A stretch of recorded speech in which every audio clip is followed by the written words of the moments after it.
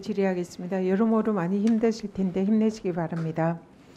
이하영 증인은 2022년 9월부터 검찰 조사가 시작됐을 때 처음부터 이건은 방북 비용이 아니다라고 일관되게 진술을 했습니다. 그런데 2023년 김성태가 구속된 이후에 중간에 한 2달 정도 진술이 바뀝니다. 그래서 이때는 기존의 진술을 번복하고 김성태와 검찰의 주장에 동조하는 입장으로 다소 흔들리는 그런 모습을 보였습니다.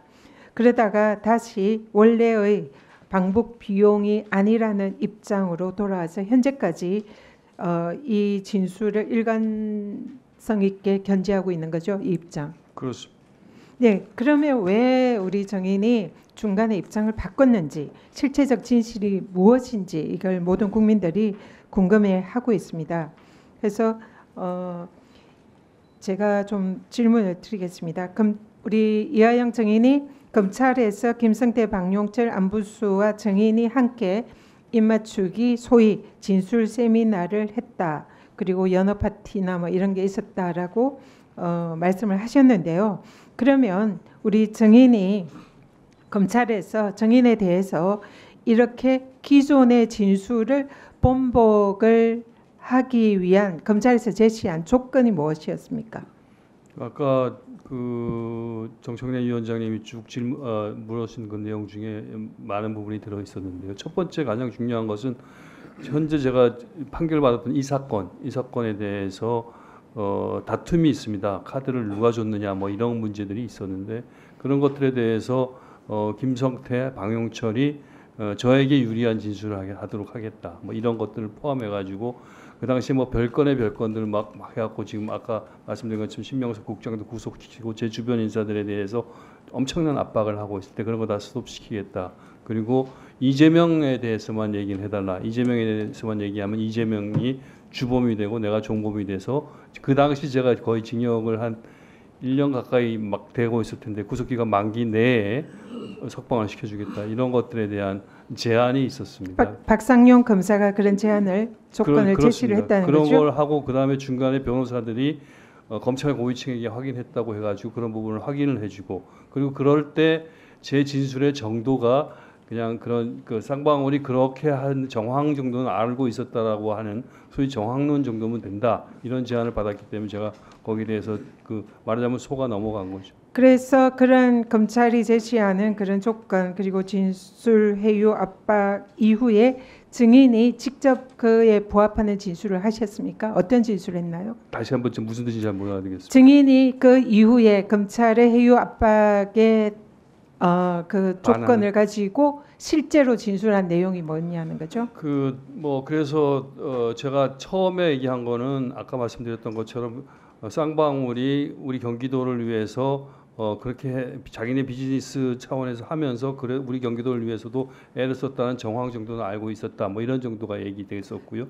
그러다가 더 그걸로 안 된다 해서 제가 얘기한 게 이재명 대표에게 보고를 드렸다. 그 정황을 그것까지 갔는데 그러면서 제가 이제 나름 그 뒤에 그 진술을 번복할 이재명 대표가 그 부분을 커버할 수 있는 그 제 나름의 함정을 팠죠. 아까 그 말씀을 하셨죠. 그 다른 행사가 있는 날 그런데 그때 보고했다고 하신 그거는 거죠? 쉽게 인터넷 검색하면 바로 나오는데도 불구하고 검찰은 그런 것도 급해가지고 그냥. 네.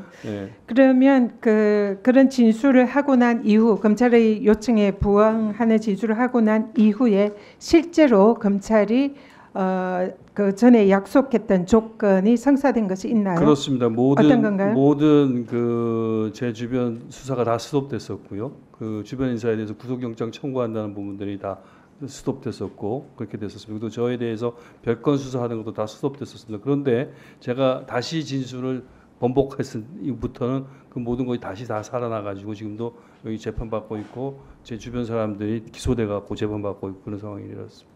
검찰청에서 검사 그 안부수 딸 안소연 씨를 검찰청에서 우리 증인은 본 적이 있나요? 저는 그 사람은 본 적은 없는 거예요? 예. 수원지검이랑 그리고 박상용 검사가 지금 증인이 얘기한 회유나 진술 조작을 한 사실이 없다라는 입장문을 발표를 했습니다. 이 내용 보셨죠? 언제 말씀입니까? 지금 6월 30일 그리고 9월 23일 이렇게 입장을 밝혔거든요. 네. 이 경찰이 그런 사실이 없다라고 부인하는 이 입장에 대해서 어떻게 생각하십니까? 그러니까 저는 그런 부분들이 앞으로 뭐 우리 국회에서도 국정조사나 이런 것을 통해서 좀 제대로 좀 자료를 받고 말씀드린 것처럼 제가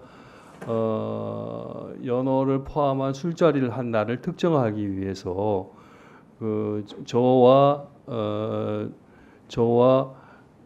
김성태, 방용철 이런 사람들이 동시에 출정한 날, 그리고 그때 제가 그 술자리에 있었다고 특정한 사람들이 있었지 않습니까? 예를 들면 쌍방울에 뭐 박상웅이라든가 박상민이라든가 이런 사람들이 있었던 날, 그 사람들이 검찰청에 출입한 기록, 몇 월 며칠 날 검찰청에 왔는지, 그리고 쌍방울에서 아마도 그때도 그 음식을 쌍방울 돈으로 샀을 것 같은데 계속 그랬으면 쌍방울이 썼었던 카드의 내역 이런 부분들만 충실하게 조사가 되어진다면 그런 부분들이 쉽게 특정할 수도 있고 제가 주장하는 정황들은 다 밝혀질 수 있다고 생각을 합니다. 그런데 검찰이 지금 그거를 계속 은폐하고 있어요.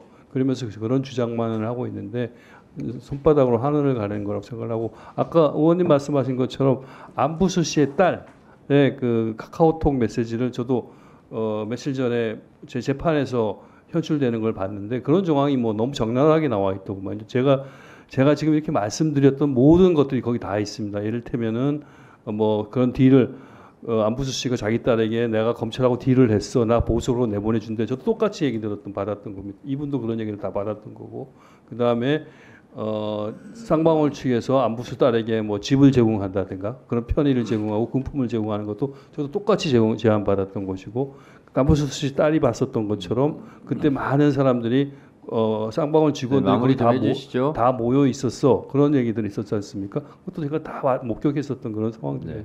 네, 수고하셨습니다.